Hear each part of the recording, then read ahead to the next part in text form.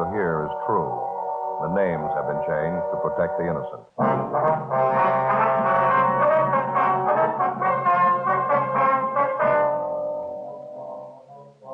You're a detective sergeant. You're assigned to homicide detail. An unidentified man is abducted from a downtown street. The scene is checked where the man was reported taken. Bloodstains are found on the sidewalk. The abductors escaped in a gray sedan. No one saw the license number. Your job? Get him.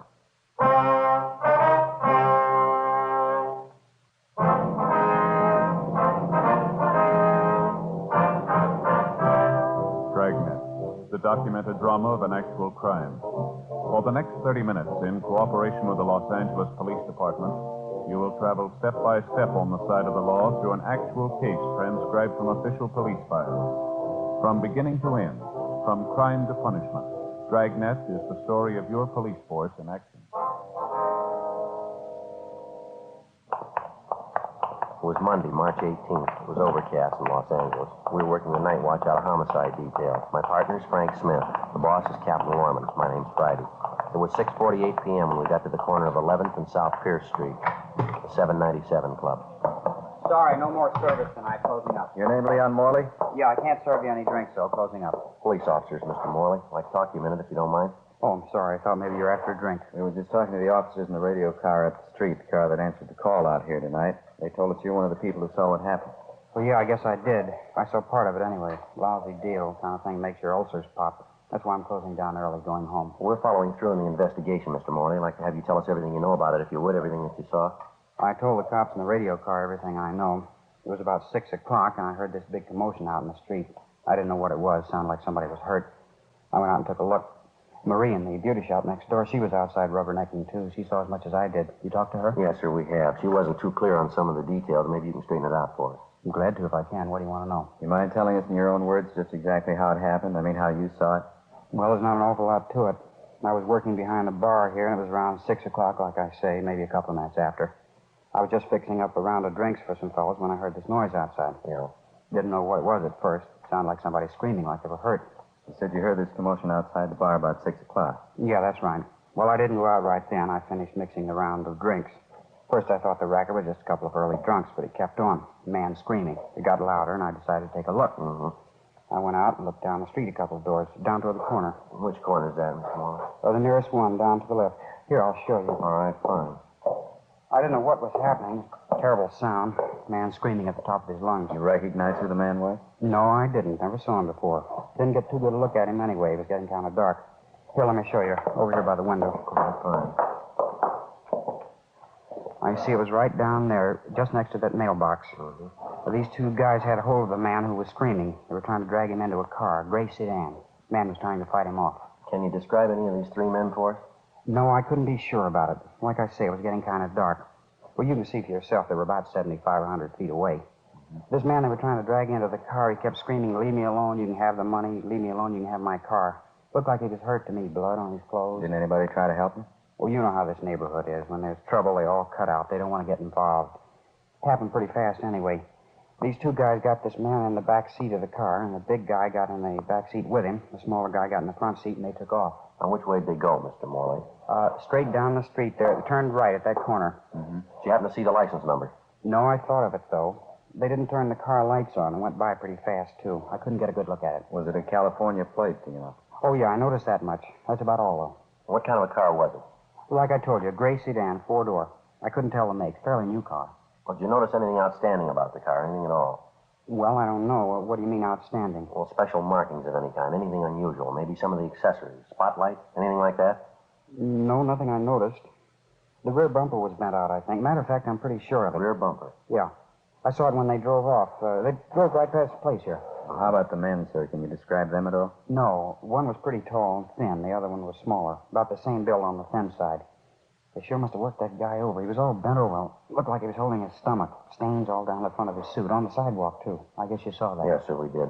Now, you're sure that you've never seen any of these men before? Nothing familiar about them at all? No, sir, not to me. I think if I saw him before, I'd know it. Oh, just a minute. It's probably the wife. Excuse me, I'll be right back. Yeah, sure. What do you think, Joe? Well, it doesn't look too good. Stains on the sidewalk down there. If it was just a robbery, why'd they take the guy with them? Got me. Possibly might have recognized him. Well, maybe you got some, but I hope you're wrong. If you can make the hoods, good chance they're not going to turn the man loose alive. Sergeant, Yeah. it's your office on the phone. I want to talk to either one of you. Oh, I'll get it, All John. right, thanks, Frank. Phone straight back, Sergeant. Enter the bar. Okay, thanks. Look, Sergeant, I got to have something to quiet my nerves. How about you? Want a drink? No, thanks. Besides the woman in that beauty shop next door, Mr. Morley, did you notice anyone else around who saw what went on? No, as far as I know, Marie and I were the only ones. Just like I told you, when there's any trouble around this neighborhood, they get off the street quick. You can't think of anything else that might give us a break on this? Anything at all now? Wish I could. I think I told you just about everything. Sure feel lousy. Joe, Yeah. I was talking to Harry. Yeah. 1A1 found the car, gray sedan. Where'd they find it? 3rd and Bixel, it was empty. Key's still in it. You sure it's the right car? Bloodstains in the back seat. 7:18 p.m. Frank and I left the 797 Club, got in the car, and drove down to 3rd and Bixel, where the abandoned gray sedan had been located. It matched the same general description as the abductor's car, a 4-door gray sedan, late model, with a damaged rear bumper. Dean Bergman from Leighton French dusted the car and succeeded in raising a half a dozen fingerprints, which he took back to the office for possible identification. The crime lab crew went over the car for additional physical evidence. The stains found on the back seat were identified as having been made by human blood. The white slip attached to the steering post showed the car was registered to a Kenneth L. Gorman at a Canal Street address. Before Frank and I left the scene, we got a report that approximately 20 minutes prior to the time the gray sedan had been located, another car had been stolen. It was a maroon, late model club coupe, license 7-Tom 7972. It had been taken in the same neighborhood, less than 2 blocks from where the gray sedan was abandoned. A broadcast and an APB was gotten out on it immediately. 8:05 p.m. After checking by the office, Frank and I drove down to check on the home address of the registered owner of the gray sedan, Kenneth L. Gorman. It was a white wood-framed cottage at the upper end of Canal Street. The woman who answered the door identified herself as Mrs. Elsie Gorman, a small middle-aged woman, blue eyes, partially graying hair. No, I'm sorry, officers. My husband isn't home right now. Where is he, Mrs. Gorman, do you know? Well, he went downtown to see a friend of his, business appointment. Is there anything I can help you with? Are you expecting your husband home pretty soon, ma'am? Yes, I am. Matter of fact, he should have been home long before this. I don't know what's keeping him. Told me he was going downtown to collect some money a friend of his owed him. Said he'd be right back. I don't know what could be keeping him. When do you leave the house, ma'am? About 2:30, 3 o'clock this afternoon. It's almost 8:30 now. It could be he stopped to have a beer with his friends. He usually phones, though, if he's going to be late. I don't understand these men sometimes. You and your husband own a car, Mrs. Gorman? Yes, we do. My husband has it right now. Why? What kind of a car is it, ma'am? A 49 Chevy sedan. Gray color, 4-door? Yes. License number 7T7972? Well, yes, I think that's it. Why? What's the matter? Something happened? Nothing to get worried about, Mrs. Gorman. We located the car in the downtown area, parked on a side street. The keys were still in it. Thought we'd check on it. Where was it parked? Near 3rd and Bixel. Well, that can't be right. This man my husband is going to see has his store on Alameda. It's on Alameda between 9th and 10th. No reason for Kenneth to drive the car way down on 3rd Street. Possible he might have had another business appointment down there, ma'am. Maybe something he didn't mention to you. Well, I don't know. I suppose it is possible. You'd think he'd call, though. He usually does when he's going to be out late like this. What about this man your husband was going to see, Miss Gorman? You happen to know who he is? Yes, Fred Bernard. He's in the sheet metal business, has his shop on South Alameda. He owed my husband $300. My husband went down this afternoon to collect it. Are you a friend of your husband's, is he? Oh, yes, they're good friends. Fred and my husband have done business for years. There wasn't any ill feeling between them about this debt. No, of course not. It was just a bill for some materials. Why do you ask that? Just routine questions, ma'am. Can you think of anyone at all who might have a quarrel with your husband? Somebody who has a grudge against him, maybe? No. Why are you asking questions like that? Is something wrong? Something you're not telling me about? No, ma'am, it's just a routine check, Miss Gorman. Nothing to worry about. We want to make sure everything's all right, that's all. The way you talk, it isn't all right. It's far from right. And it's never gone this long without calling me. There must be something wrong. No use getting yourself all worked up, ma'am. You admit your husband might have had another appointment after he left Bernard. By the way, have you checked with Mr. Bernard yet, ma'am? No, to tell you the truth, I haven't. I don't usually like to call my husband when he's out on business. I don't like to bother him. This is different, though. I think I'll call Fred Bernard right now. It's a good idea. Do you mind if we wait, ma'am? No, not at all. It'll only take me a minute. Excuse me. Yes, ma'am. What do you think? Well, I don't know. Doesn't look too good, does it? Car's abandoned, stains on the back seat. Man's late in getting home. It's all there. Could be anything, couldn't it? Doesn't look good. Sergeant? Yes, ma'am. I just talked to Fred Bernard. He said my husband's been there and left. What time did you leave, Bernard? About 3:15, 3:30. Fred Bernard paid my husband the $300 he owed him, and my husband left. Fred told me my husband asked him if he wouldn't have a glass of beer with him, but Fred said no, he was busy. So my husband said, all right, he was going to have a beer at home. Told Fred he was going right home. That was at 3:15 this afternoon. Yes, ma'am. Well, there must be something wrong, I know it. It just isn't like my husband. He wouldn't leave the car like that. If he was late, at least he'd call me. Oh, would you excuse me again? I've had the dinner on the stove and boiled away to nothing. I want to turn it off. Yes, ma'am. Go right ahead. I hope it works out all right. Seems like a nice woman. Yes, she does. Sure doesn't figure, does it? He's had plenty of time to get home. No reason why he shouldn't be here by this time. Oh, I can think of two. Yeah? An empty car and $300. We continued interviewing the wife of the missing man, Kenneth Gorman, and she told us that occasionally he did some drinking at neighborhood bars. She also told us that when her husband drank quite a bit in public places, he was over-friendly and he liked to brag and flash money. Mrs. Gorman got on the phone, contacted all their friends and relatives who happened to be home, but none of them had seen or heard from Mr. Gorman that day. Before Frank and I left, Mrs. Gorman gave us a complete description of her husband, the clothing he was wearing, and also a recent photograph of him.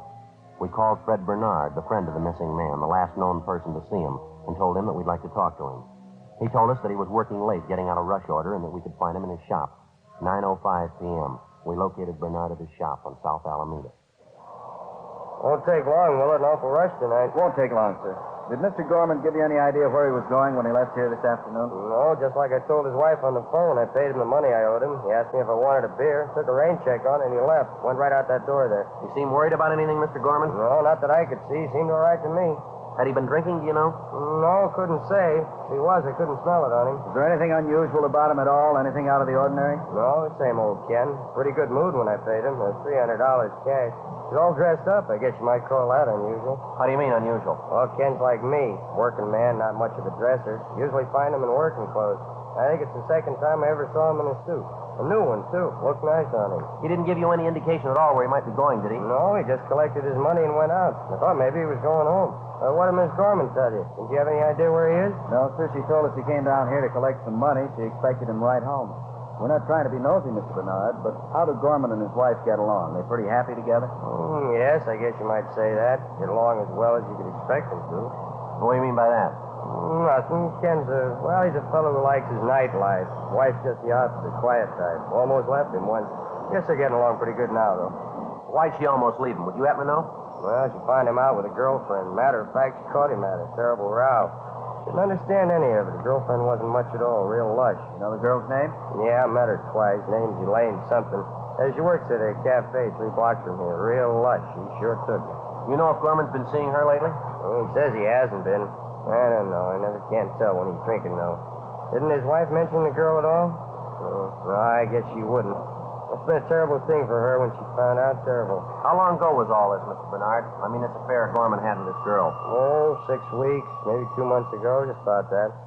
I tell you, it was the queerest thing I ever saw. Ken has a nice, quiet wife of his at home, and they get along fine together, never fought, never quarreled. And he picks up with his girl Elaine, sure different. How's that? A real mean girl. 2 of them fought all the time. 9:40 p.m. We left Fred Bernard at his shop, drove to the restaurant where Gorman's girlfriend reportedly was working as a waitress, and we checked with the manager. He told us a girl by the name of Elaine Summerall had been employed there, but that she'd been fired for drinking on the job. He also told us that he had reason to suspect that Elaine Summerall was not the girl's true name. We showed the cafe manager a picture of Mr. Gorman, and he identified it. He said Gorman had been in that afternoon inquiring about the Summerall girl. Gorman had asked for the girl's forwarding address, but the manager told us that he'd thrown it away. We left our card with him and asked him to contact us immediately in the event the girl returned. 10:18 p.m. We drove back to the city hall and checked in at the office. We ran the name and description of the Summerall girl through R&I, and they told us they had a Summerall girl in the files who answered the description. Elaine Summerall, alias Elaine O'Donnell, alias Elaine Shellman. There were warrants out on her for forgery, 3 counts, and grand theft merchandise. We signed out of the office, went across the street to the Federal Cafe, and had a sandwich and a cup of coffee. It wouldn't look so rough if it wasn't for the stains they found in the backseat of that car. It's hard to get around. It points to more than robbery, doesn't it? M.O. sure strikes me pretty funny, pulling the man off the street like that. Must be either hard up or crazy, huh? Federal Cafe. Friday? Yeah. Phone. Right, thank you. I'll be right back, Frank. Okay. Yeah, Friday talking. Yeah, Glenn. Where? How long ago? Yeah, I see, There wasn't, huh? Yeah, we'll roll on it right now. Tell them we're on our way in, will you? Yeah, right. Thanks, Glenn. Bye.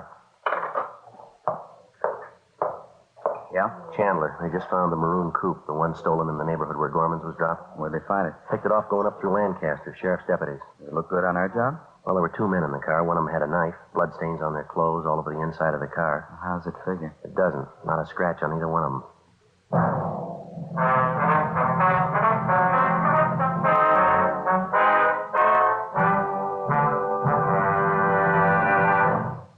You are listening to Dragnet, authentic stories of your police force in action.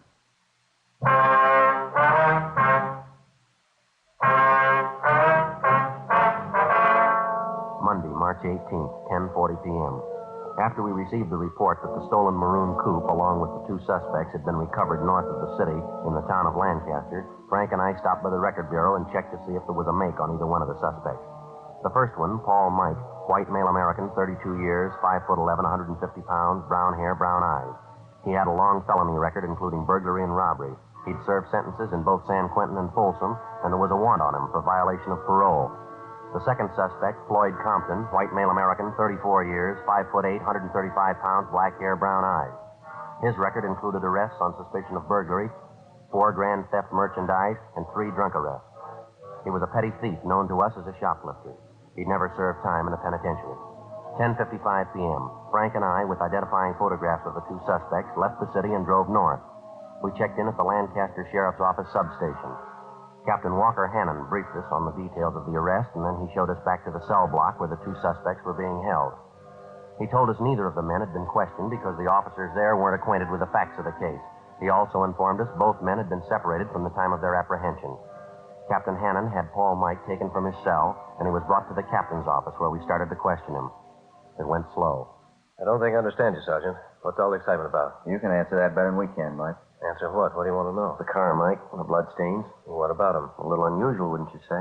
I don't know anything about any blood stains. If they're in the car, I don't know how they got there. It isn't my car. Yeah, we know that. What about the stains in your clothes? Well, I don't know. We were sitting in the car there. Maybe the stains rubbed off on us. You got a cigarette? Only one thing wrong with that story, Mike. The stains are on the wrong side of you. All right, so I had a fight. Got hit in the nose. What's that, a law against us? I got a hunch, Mike. Yeah? You're lying. Where'd you get that car? I told you where I got it. Me and Compton were bumming a ride on San Fernando Road. This spook came along in the maroon coupe and gave us a ride. A couple of miles this side of Lancaster, he stopped the car and got out. Said he'd be right back. Walked right out into the desert. That right? Yeah. Waited for him to come back. Waited a long time. Honked the horn, yelled for him. We finally gave it up. Matter of fact, Compton and me got a little scared. Thought maybe the car was stolen. I didn't want to get caught in a hot car. I'm an ex-con. I couldn't stand the heat. The truth, I'm squaring with you. What about the money, Mike? Huh? The money. They booked you in with $133 in your pocket. Oh, yeah.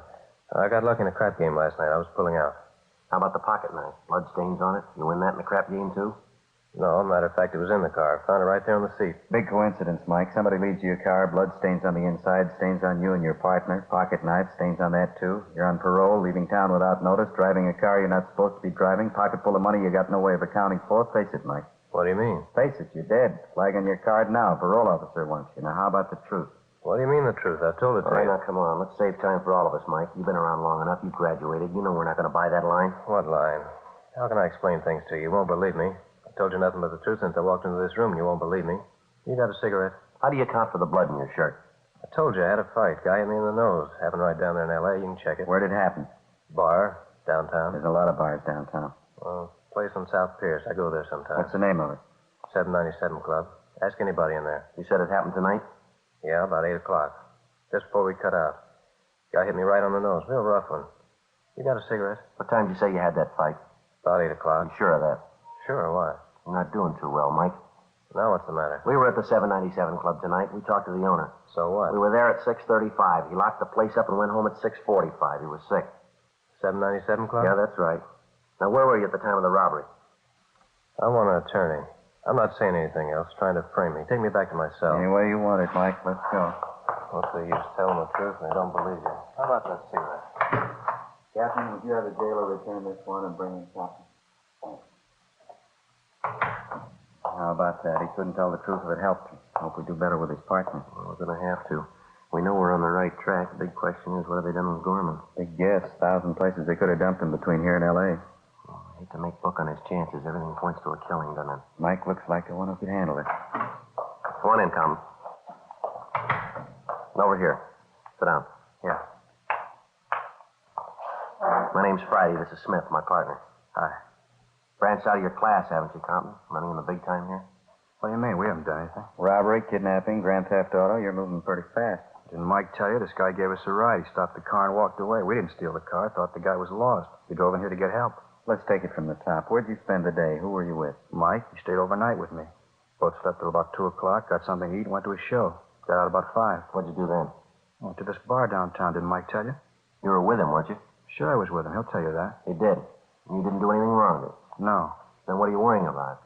Let's forget Mike now. You level with us, will you? You're getting it straight. I didn't do anything. Mike says he can't stand another beef. Can't afford it. He's 2 up right now. I know that. Well, we believe him, Compton. Mike's done too much time. He couldn't make another trip easy. We think he's telling us the truth. Well, so am I. What are you getting at anyway? All right, now let's get on the bandwagon while you can. We don't need you, Compton. If you talk or not, it doesn't make any difference. Just a minute. Can I talk to Mike? All right, we'll give it a try. Frank, you want to ask him? Yeah, okay. Be right back. Now, let's pick up where we left off. The bloodstains on your clothes, stains inside the car. Where'd they come from? Mike told you, didn't he? Yeah, you tell us. What for? Why can't I wait till Mike gets here? All right, what about the money? You want to explain about that? Nothing to explain. I saved it. What kind of work do you do? Odd jobs around town, any place I can find them. You say you got up at 2, you had something to eat, you went to a show, and you got out about 5 o'clock. Is that right? Yeah, that's right. When'd you go to the 797 Club? Right after the show, about 5 o'clock. How long did you stay there? About an hour, till about 6 o'clock. Anything unusual happen while you were in the bar? What do you mean? Anything unusual, anything out of the ordinary? Oh, Mike and me sat there, talked, had some drinks. Pretty dead place.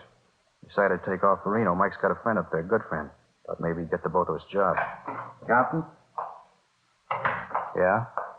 Where's Mike? I told him you wanted to talk to him. He said he didn't want to see you. I took him out to feed him. Told me to tell you he'd see you in court. What do you mean, see me in court? I think you got it, Compton. We told you we didn't need you. Come on, we're tired. We're going to lock you up. What'd he say? What'd he tell you? Now, look, fella, we're tired. You wanted to go the hard way. All right, you'll get the answers in court. Well, what did he say? What'd he tell you? Come on, let's go. You should have known better. Mike's not going to ride your beef for you. He was in it all the way. It's his idea and it's his beef, not mine. I argued with him. I know he shouldn't have gone along crazy. Yeah, come on. It's the truth. The whole thing's Mike's. It's his knife, too. Met the guy in some bar and he was real high, talking about some dame he was looking for, a girlfriend. Guy bought us a couple of drinks, had a big roll of bills. Mike framed the whole thing. Yeah?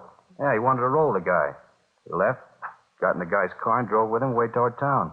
Mike was driving. I didn't know where he was heading for. All of a sudden, the guy says he wants another drink. Mike didn't want to stop, but he was making a racket. Finally pulled up by the 797 Club. We got out. Then the guy changes his mind. He wants to go home. Mike tried to talk to him, but he wouldn't listen.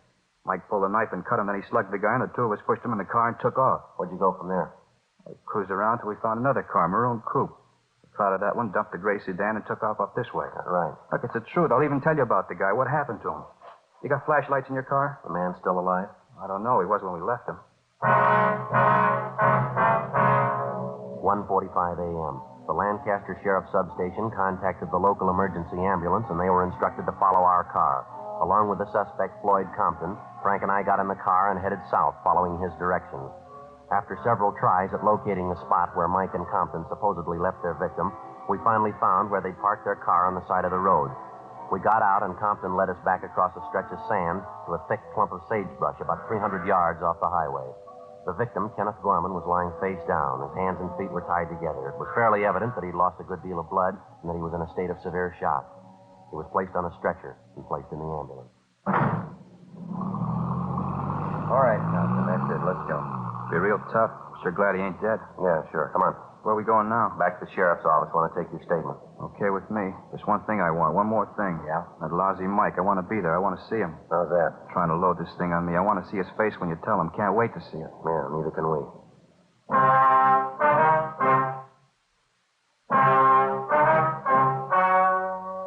The story you have just heard was true. The names were changed to protect the innocent. On July 12th, trial was held in Superior Court, Department 84, City and County of Los Angeles, State of California. In a moment, the results of that trial.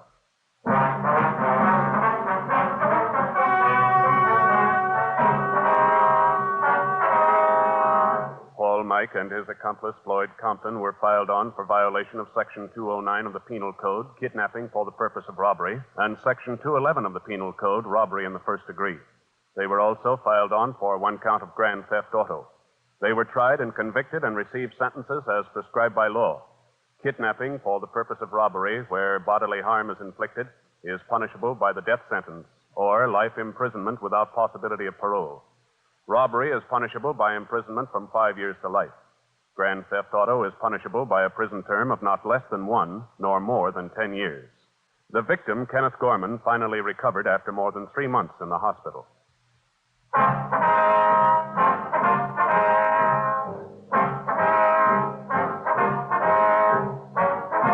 You have just heard Dragnet, a series of authentic cases from official files. Technical advice comes from the Office of Chief of Police W.H. Parker, Los Angeles Police Department.